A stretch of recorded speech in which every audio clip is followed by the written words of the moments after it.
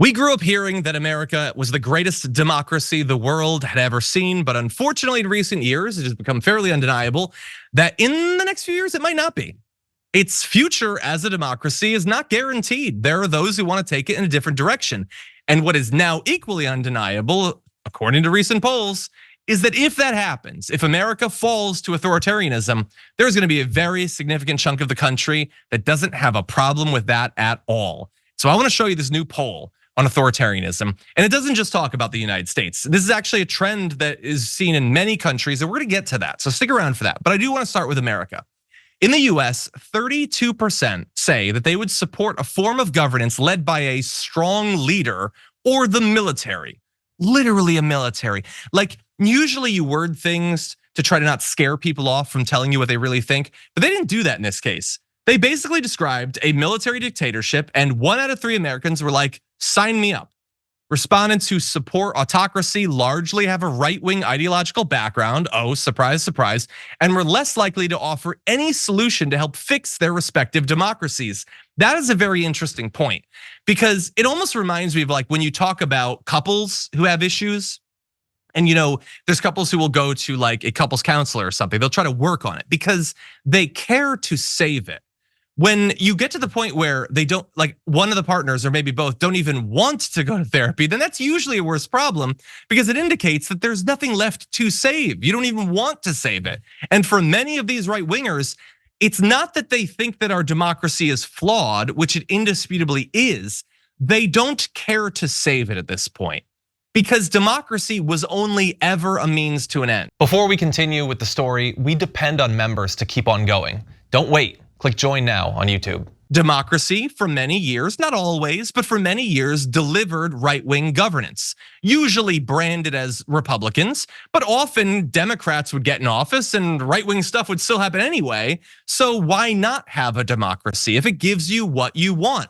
If it maintains the hierarchies that are so crucial to you, that men are better than women, white people better than people of color, straight people better than gay people, all of that. And definitely rich people better than poor people, but they're so deluded by what they're hearing on Fox News that they don't focus on that part.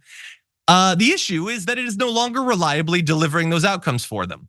And so, do they change their strategy? Do they change how they campaign? Yeah, a little bit, maybe around the edges, but largely they're just okay with no longer having a democracy because it's the outcome that they valued, not the process. It was never about the system of government. It was about what that system of government delivered for them. And so now they're ready to move on. Now, on the other hand, you have some people who like democracy. They will supply to you ways that we could potentially strengthen it. And so depending who you talk to, it's different, but some say we elect more women. Some people say we elect younger people from lower income backgrounds. I think that those are all great solutions.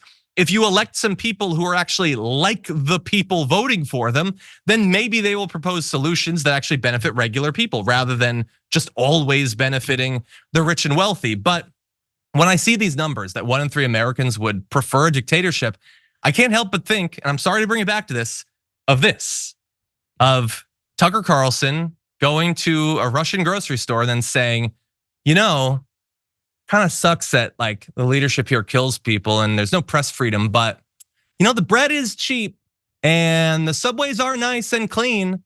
And so maybe at the end of the day, do we really care who our leaders are? Does it matter if they're evil?